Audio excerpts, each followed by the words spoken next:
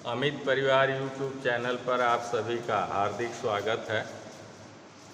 हम लोग ये आपके रेलवे में एनटीपीसी में जो है ये 2 क्वेश्चन जो है पूछे गए हैं और ये दोनों क्वेश्चन गैस से संबंधित। तो पहले हम लोग गैस के नियम देखेंगे। गैस लॉ जो है वो हाई स्कूल में भी है, इंटर में भी है, पॉलिटेक्निक में भी है, आईटीआई वगैरह में भी होगा, तो हर जगह है, बीटेक में भी है, सब जगह। तो अभी तक यदि आपको gas law high school, inter, BTech, polytechnic में नहीं समझ में आया तो मैं समझता हूँ कि आप ध्यान से देखेंगे और पूरा कायदे से समझेंगे, वीडियो को अंत तक देखेंगे तो ज़रूर समझ में आएगा। तो यहाँ पर देखिए, पहले तो हम लोग जो है बेटा गैस संबंधी नियम देख लें। तो गैस संबंधी नियम जो है एक बायल साहब ने दिया। किसने दिया? हाँ, एक बायल साहब ने दिया। बायल का नियम कहते हैं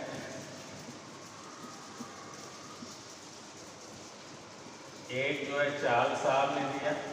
किसने दिया? हाँ, चार्ल्स का नियम कहते हैं। और ऐसे ही डाब का भी नियम कहते हैं।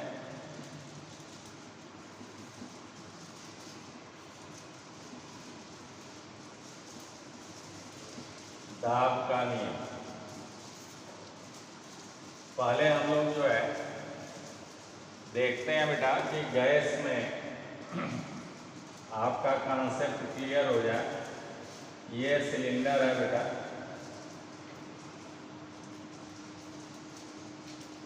और इस सिलेंडर में कोई गैस भरी है। इस सिलेंडर में ये गैस है, ये आपका गैस है, ये आपका सिलेंडर है,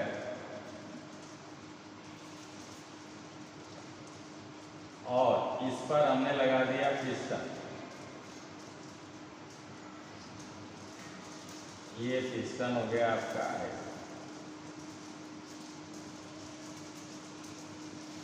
तो ये चीज आपकी पिस्टन हो गई।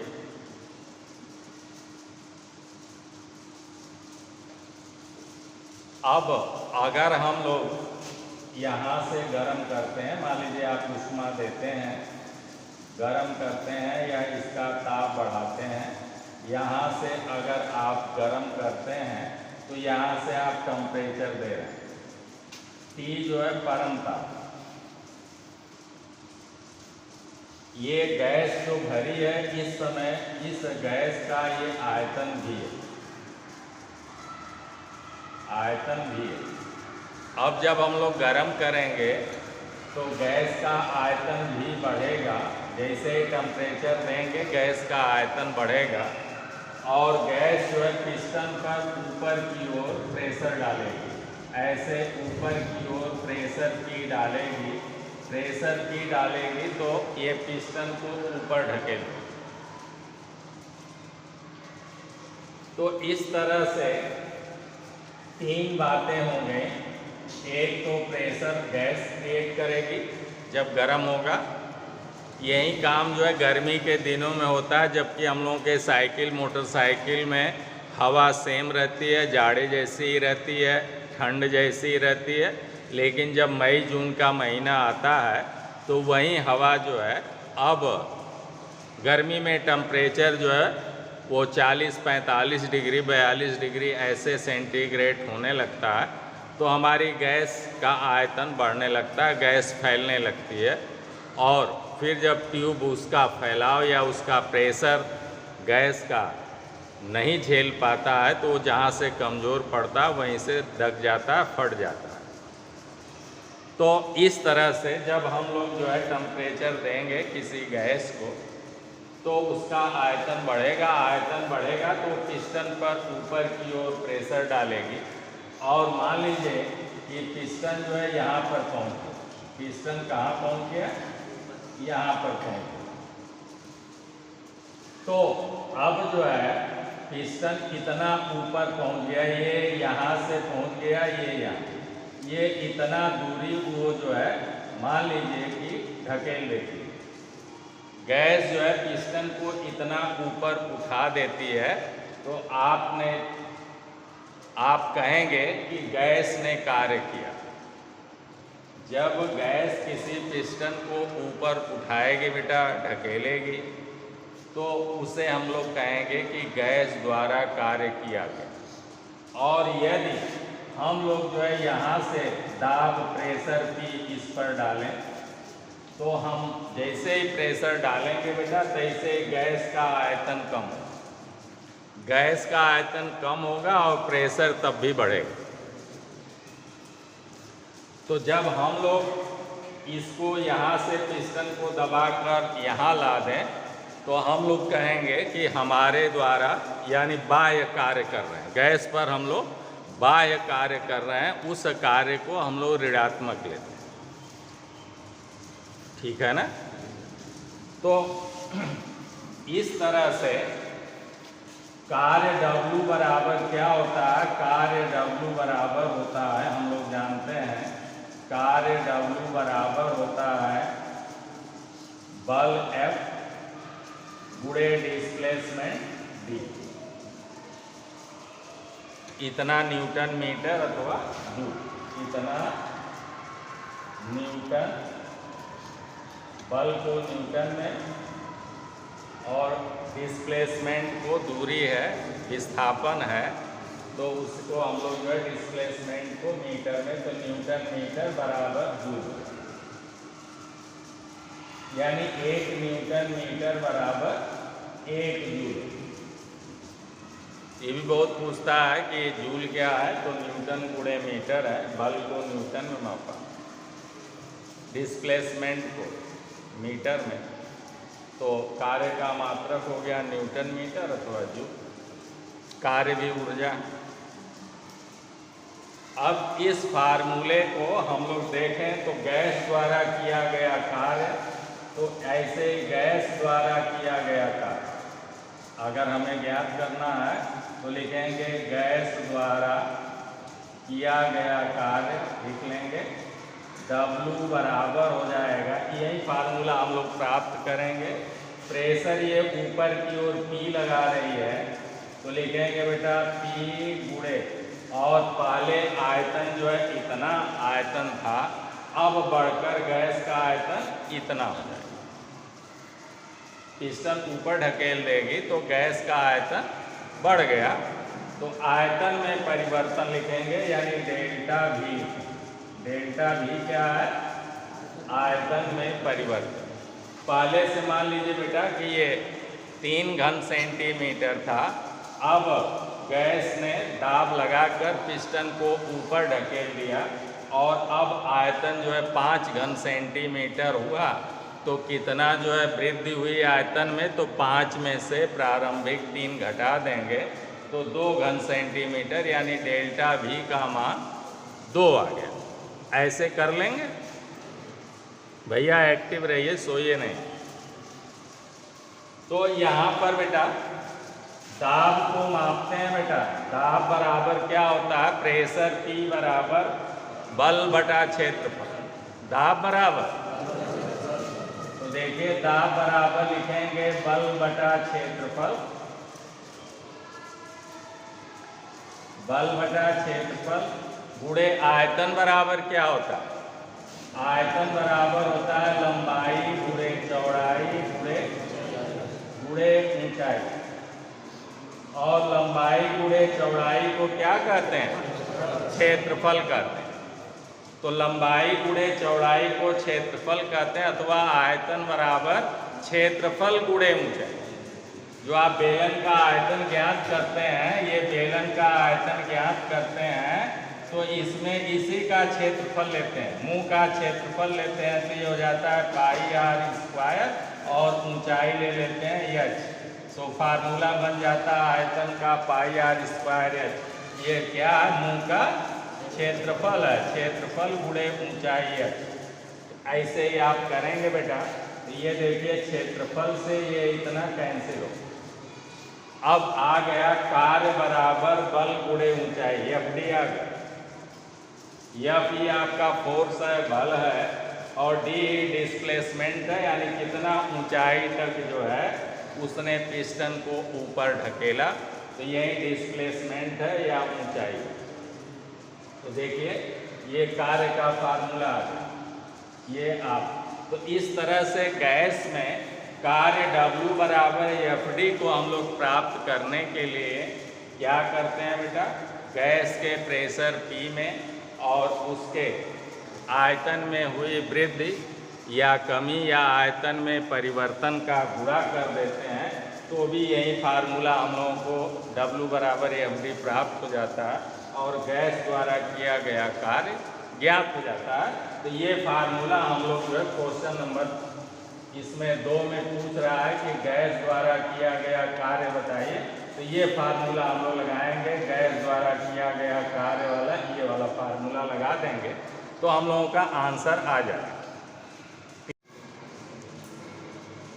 तो हम लोग गैस द्वारा किया गया जो कार्य का फार्मूला, इसमें बेटा अगर क्वेश्चन नंबर 2 को पुटअप करें तो हम लोग सीधे आंसर पर पहुंच जाएंगे।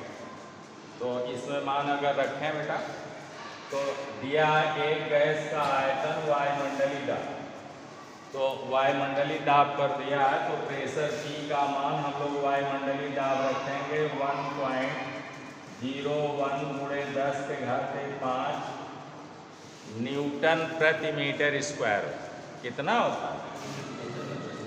हाँ, न्यूटन प्रति मीटर स्क्वायर होता है, गुणे डेल्टा V। आयतन का मात्रक लीटर भी है, लीटर को हम लोग घन मीटर में बदलेंगे। कह रहा है आयतन में कितना परिवर्तन हुआ है, डेल्टा V का मान। तो देखिए 1 लीटर पहले आयतन था और फिर जो है उसका आयतन बढ़कर 3 लीटर। तो आयतन में परिवर्तन बराबर हो गया 3 - 1 बराबर 2 लीटर। तो 2 को बेटा हम लोग घन मीटर में बदलने के लिए कितने से भाग दे देंगे? 1000। तो 2/1000 कर दिया, 1 से गुणा करेंगे लगभग 10⁵5 रहेगा, और इसका 1000 को हम लोग लिख देंगे 10⁵3। तो 10⁵3 से भाग देंगे 10⁵5 में, तो भाग देते समय समान राशियों के घात घट जाते हैं, तो 5 में से 3 निकल जाएगा, तो 10⁵2। तो बराबर हो गया 10⁵2 गुणे 2, 10 × 100 गुना 200। तो बराबर कार्य आ गया 200 जूल, लगभग 200 जूल। ये आपका आंसर है। इसका आंसर कितना आ गया? इसका आंसर आ गया बेटा 200 जूल।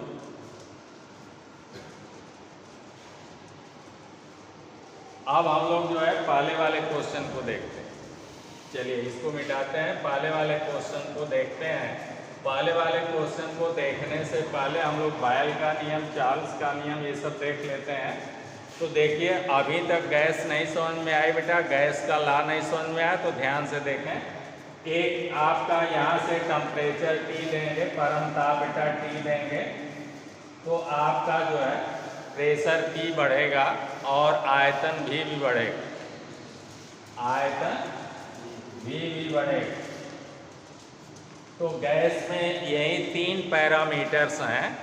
एक है बेटा गैस का प्रेशर, गैस का आयतन और गैस का ताप। इन्हीं तीनों को हम लोग जो है आपस में अदल बदल कर नियम बनाए।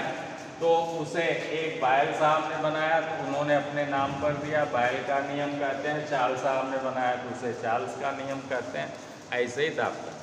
तो पहले हम लोग देखते हैं कि बायल का नियम क्या है।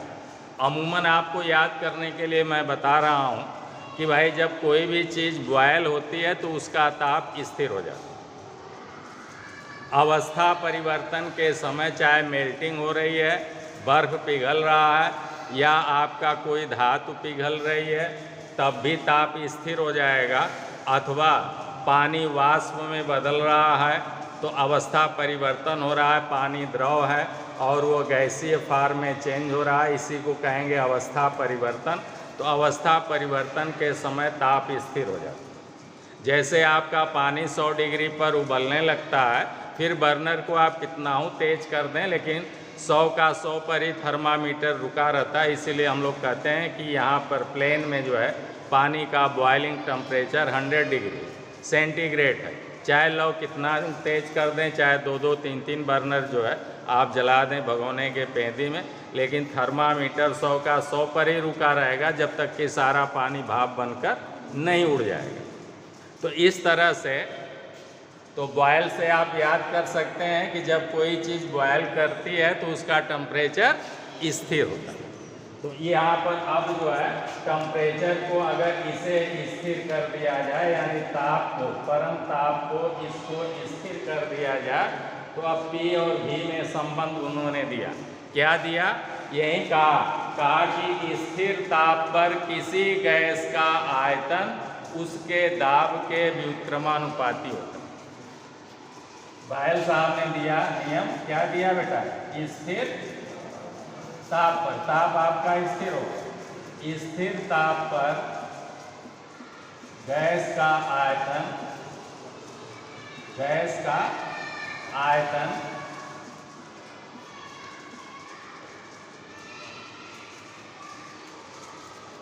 गैस का आयतन भी लिख लेंगे, गैस का आयतन पोस्ट में भी उसके यानी गैस के दाब P के व्युत्क्रमानुपाती होता, दाब P के विलोमानुपाती होता।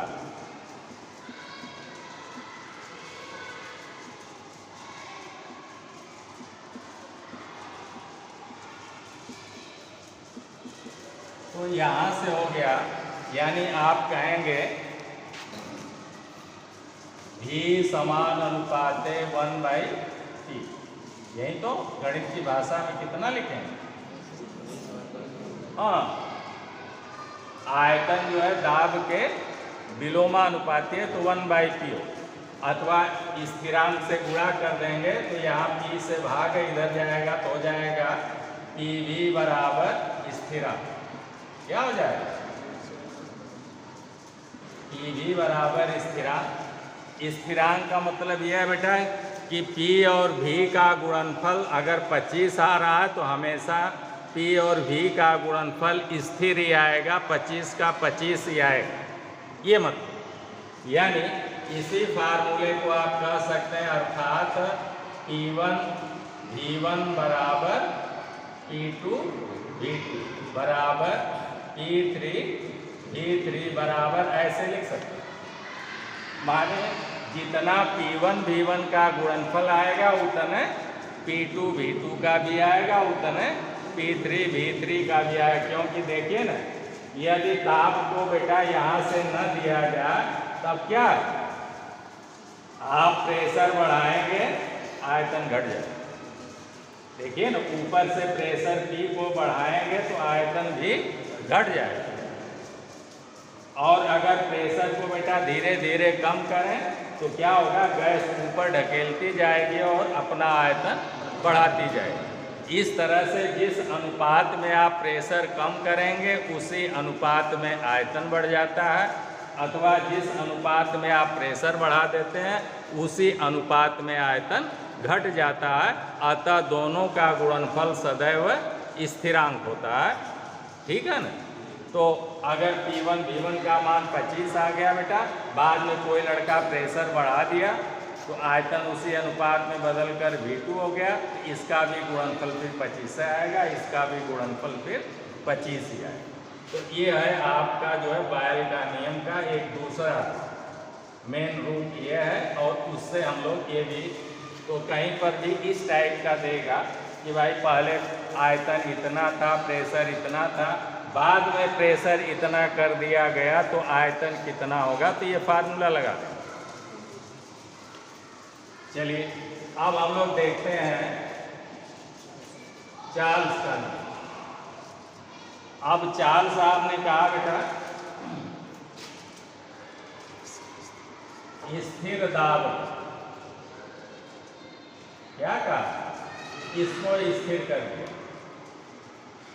बायल साहब ने कंप्रेसर स्थिर किया और चाल साहब ने क्या किया, स्थिर दाब कर दिया। तो उन्होंने कहा कि स्थिर दाब पर किसी निश्चित द्रव्यमान की गैस का यदि ताप 1 डिग्री सेंटीग्रेड बढ़ाया जाए तो उसके 0 डिग्री के आयतन में 1/273वें भाग की वृद्धि हो जाती है। क्या कहा चार्ल्स साहब ने, क्या कहा, चलिए चार्ल्स का नियम देखते हैं हम लोग। चार्ल्स साहब ने कहा कि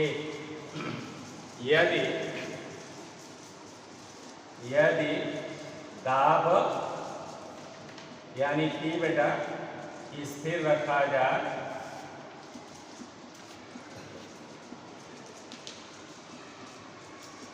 रखा जाए तो किसी निश्चित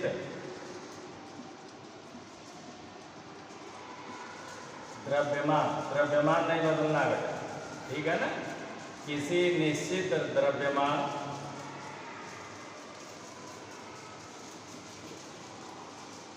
की गैस का ताप 1 डिग्री सेंटीग्रेड बढ़ाया जाए तो उसका आयतन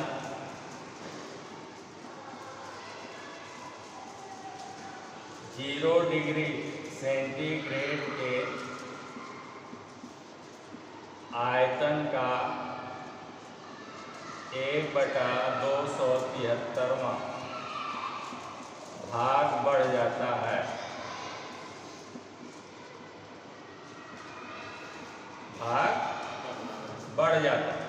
ये है आपका चार्ल्स का। यानी बेटा अगर 1 डिग्री सेंटीग्रेड बढ़ाएंगे तो 1/273वां भाग बढ़ेगा, और अगर T डिग्री सेंटीग्रेड बढ़ाएंगे तो T/273वां भाग बढ़ेगा। क्लियर? कितना? 1 डिग्री सेंटीग्रेड बढ़ाने पर 1/273वां भाग बढ़ेगा, ऐसे T डिग्री सेंटीग्रेड ताप बढ़ाने पर T/273 बढ़ जाएगा। तो कुल आयतन कितना हो गया?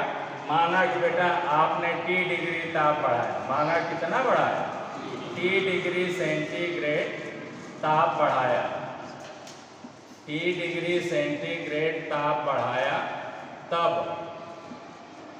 बेटा उसका कुल आयतन को हम लोग कहेंगे VT, यानी T डिग्री सेंटीग्रेड पर अब उसका कुल आयतन कितना हो जाएगा? तो ये आयतन हो जाएगा पहले का V0 0 डिग्री वाला आयतन यानी V0 और प्लस V0 का T/273वां भाग बेटा बढ़ेगा, फिर उसे इसमें जोड़ेंगे ना, बोलिए ना। कुल आयतन ज्ञात करने के लिए अभी आपने कहा कि V0 का 1/273वां भाग बढ़ जाता है, तो इसका मान जितना आएगा उसे 0 डिग्री वाले आयतन में जोड़ देंगे, तब तो कुल आयतन ज्ञात होगा। तो यही जो बात इतना हम लोगों ने हिंदी में लिखा, वो बात अब आपने गणित की भाषा में लिखी। ये गणित की भाषा में। अब V0 कॉमन ले लें तो यही फार्मूला हो जाएगा VT बराबर V0 कॉमन कोष्ठ में 1 + T/273 ऐसे है। ये फार्मूला, यही फार्मूला हम लोग पढ़ते हैं कि चार्ल्स का नियम कहता है VT बराबर V0 कोष्ठ में 1 + T/273। अब एक फार्मूला और आप देख लीजिए, इसको तो मिटा दें, इसको मिटा देते हैं, या ऐसे ही देखिए जो कन्वर्जन है बेटा वो हम लोग डिग्री सेंटीग्रेड फ़ारेनहाइट और र्यूमर में कन्वर्जन बहुत पूछता है। तो यहाँ पर बेटा C/100 यानी सेंटीग्रेड C/100 बराबर F ऋण 32/100 180 बराबर R/80 बराबर K माइनस 273/100। ये फार्मूला आप याद कर लें तो ये कन्वर्जन है, बहुत पूछता। तो देखिए सेंटीग्रेड को ये केल्विन, यही केल्विन है, परम ताप। ताप का एसआई मात्रक पूछेगा तो आप कहेंगे ताप का एसआई मात्रक केल्विन, बहुत पूछता है। तो ताप का एसआई मात्रक यही केल्विन है अथवा परम ताप इसे कहते हैं। अब इन दोनों में अगर संबंध ज्ञात करना हो बेटा तो दोनों में बटे में 100 है, 100 कैंसिल कर दें। अब आपको दिख रहा होगा कि C बराबर K माइनस 273। क्या हो गया बोलिए ना भाई। हाँ, फार्मूला बन गया C बराबर K माइनस 273 या 273 को इधर ले आएंगे तो हो जाएगा C प्लस 273 बराबर K। तो इस तरह से ये फार्मूला हम लोग कहते हैं कि यदि बेटा केल्विन को डिग्री सेंटीग्रेड में बदलना है तो केल्विन में से 273 घटा दें। केल्विन का मान 500 दिया, करा 500 का मान केल्विन में है तो डिग्री सेंटीग्रेड में कितना होगा, तो उस 500 केल्विन में से 273 घटा देंगे, हमारा आंसर डिग्री सेंटीग्रेड में आ जाएगा। ऐसे ही C प्लस 273 यानी सेंटीग्रेड का मान केल्विन में ज्ञात करना है तो सेंटीग्रेड में 273 जोड़ देंगे तो हमें आंसर केल्विन में अथवा परम ताप में प्राप्त हो जाएगा। तो यही बात हम लोग बार बार कहते हैं कि भैया केल्विन को डिग्री सेंटीग्रेड में बदलना है तो केल्विन में से 273 घटा देते हैं, और अगर सेंटीग्रेड को केल्विन में बदलना है तो सेंटीग्रेड में 273 जोड़ देते हैं। तो अब यहाँ पर भी इस फार्मूले को अगर हम लोग ऐसे लिखें बेटा, देखिए VT बराबर V0, अब 273 एकदम 273 तो पोस्ट में हो गया 273 प्लस T डिग्री बटे 273 हुआ। अब ये ऊपर वाला क्या बन गया, T डिग्री सेंटीग्रेड में 273 जुड़ गया तो ये कौन सा ताप बन गया, परम ताप बन गया, केल्विन बन गया। यानी इसी बात को आप अब यहाँ पर ऐसे भी लिख सकते हैं V0 गुणे कैपिटल T बटा 273। परम ताप को कैपिटल T से डिनोट करेंगे और साधारण ताप को स्मॉल t से। तो जहाँ पर बेटा कैपिटल T आ जाएगा वहाँ पर परम ताप हो जाएगा, केल्विन वाला ताप हो जाएगा।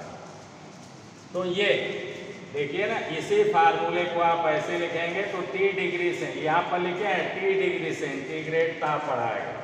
तो T डिग्री सेंटीग्रेड में देखिए 273 जुड़ गया और डिग्री सेंटीग्रेड में 273 जोड़ने पर केल्विन या परम ताप प्राप्त होता है। इसी को हम लोग कैपिटल T से डिनोट करते हैं।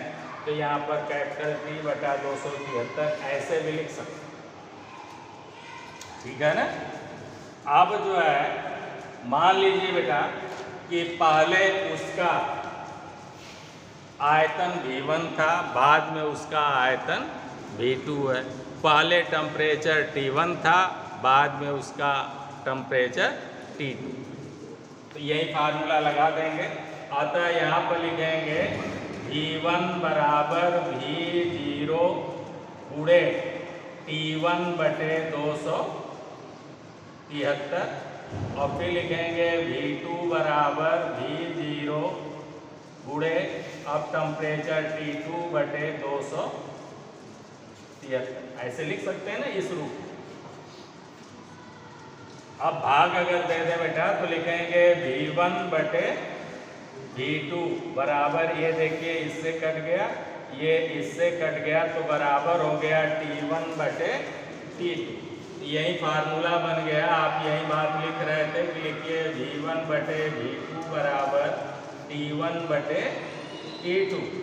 ये एक जो है दूसरे रूप में आ गया चार्ल्स का नियम। तो ये है लेकिन उसको अगर कन्वर्ट किया जाए तो आ गया V1/V2 बराबर T1/T2, अथवा V2 को यहाँ ले लीजिए, T1 को यहाँ ले लीजिए, तो यही फार्मूला हो जाएगा, या V1/T1 बराबर V2/T2। देख लीजिए आ गया, नहीं है? V2 का गुणा बेटा T1 में कर देंगे, तो तिर्यक गुणा होता है, T1 को यहाँ ला दीजिए, V2 को वहाँ ले जाइए, हो जाएगा V1/T1 बराबर V2/T2। यही फार्मूला इस प्रश्न में लगा दीजिए, चाहे ये वाला फार्मूला इस क्वेश्चन नंबर 1 में लगा दीजिए, आपका आंसर है। ठीक है ना? तो यही लगा दीजिए V1/T1 बराबर V2/T2। तो पहले जो है आयतन बेटा V1 का मान है 25 मिलीलीटर, कितना? तो लिखेंगे V1 का मान 25/T1, T1 का मान 273, कितना? बराबर V2/T2, T2 का मान 546 है, तो 546 लिख दीजिए। अगली लाइन में V2 बराबर लिखेंगे बेटा, तो 546 का यहाँ आके गुणा होगा। तो अगली लाइन में V2 बराबर आप लिखेंगे, मैं यही लिख देता हूँ, V2 बराबर यहाँ पर गुणे 546 लिख देते हैं, 546, और ये बराबर का चिन्ह, यहाँ से 546 को हटा दो, आ गया, फिर ये गुणा हो। अब देखिए ये 273 दूना 546 और 25 दूना 50, तो आपका V2 का मान आ गया, V2 बराबर आ गया 50 मिलीलीटर, कितना? हाँ, 50 मिलीलीटर, यही आपका आंसर। तो इसका आंसर आपका 50 मिलीलीटर आयतन होगा, यही पूछ रहा। क्लियर हो गया? अब आगे बेटा एक परम शून्य ताप, परम शून्य ताप भी आपके कंपटीशन में लाखों बार पूछा गया है। तो परम शून्य ताप जो है बेटा, हम लोग 0 केल्विन को कहेंगे। किसको कहेंगे? 0 केल्विन को कहेंगे। किसको कहेंगे? हाँ, 0 केल्विन को हम लोग परम शून्य ताप कहेंगे, यानी 0 केल्विन ऐसे लिखेंगे बेटा, और बराबर होता है -273 डिग्री सेंटीग्रेड। तो यही पूछता है कि परम शून्य ताप होता है, तो हम लोग कहते हैं, दे देगा विकल्प की +273 -273, और फिर केल्विन दे देगा, एक में दे देगा -273 डिग्री सेंटीग्रेड। तो ये वाला परम शून्य ताप, परम शून्य ताप बेटा कितना है?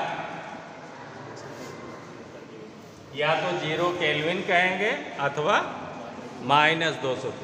कैसे आया ये भी देखें। हम लोग ये जानते हैं, हम लोग क्या जानते हैं कि 0 केल्विन पर बेटा परम शून्य ताप को अगर परिभाषित करना है बेटा, तो हम लोग कहते हैं परम शून्य ताप वह ताप है जिस पर गैस के सभी अणुओं की गति शून्य हो जाती है। परम शून्य ताप वह ताप होता है जिस पर सभी अणुओं की बेटा गैसीय अणुओं की गति शून्य हो जाती है, उनका चलना फिरना बंद हो जाता है। अथवा यूँ कहते हैं कि परम शून्य ताप वह ताप है जिस पर प्रत्येक गैस का आयतन शून्य हो जाता है। प्रत्येक गैस का आयतन शून्य हो जाता है बेटा। तो अगर आयतन शून्य करना है तो हमें यही फार्मूला देखें, तो क्या करना होगा, इसका मान अगर आपको शून्य लाना है बेटा, तो यहाँ T का मान कितना रखना होगा, यहाँ T का मान कितना रखना होगा, तो यहाँ पर T का मान -273 रखना होगा। बोलिए ना। T डिग्री सेंटीग्रेड का मान कितना रख दें? -273 रख दें बेटा। तो अब यही हो जाएगा, यहाँ माइनस रख देंगे डिग्री सेंटीग्रेड का, तो -273 डिग्री सेंटीग्रेड रख देंगे। माइनस में से माइनस निकल जाएगा, शून्य हो जाएगा। शून्य में 273 से भाग देंगे, शून्य ही आएगा। शून्य का गुणा भी 0 में करेंगे, आंसर शून्य है। इस तरह से हम लोग कहते हैं कि परम शून्य ताप जो है T डिग्री सेंटीग्रेड का मान कितना है? -273। ठीक है ना। या यहाँ पर बेटा -273 रख दीजिए। T डिग्री सेंटीग्रेड का मान कितना रखें? ये T डिग्री सेंटीग्रेड का मान कितना रखें? तो इसी फार्मूले में यदि आप जो है -273 रख देते हैं तो ये ऐसे बन जाए। बोलिए ना भैया, ऐसे बन जाए। अब 273 से भाग देंगे, कई बार भाग जाएगी? एक बार। एक में से एक निकला, 0 हो गया। 0 का गुणा हो गया, 0 हो गया। इस तरह से हम लोग कहते हैं कि डिग्री सेंटीग्रेड में परम शून्य ताप का मान होता है -273 डिग्री सेंटीग्रेड। तो चलिए, आज की टॉपिक यहीं समाप्त होती है। फिर मिलते हैं अगले वीडियो में। तब तक के लिए आप लोगों को ढेर सारी मंगलमय शुभकामनाएं। धन्यवाद।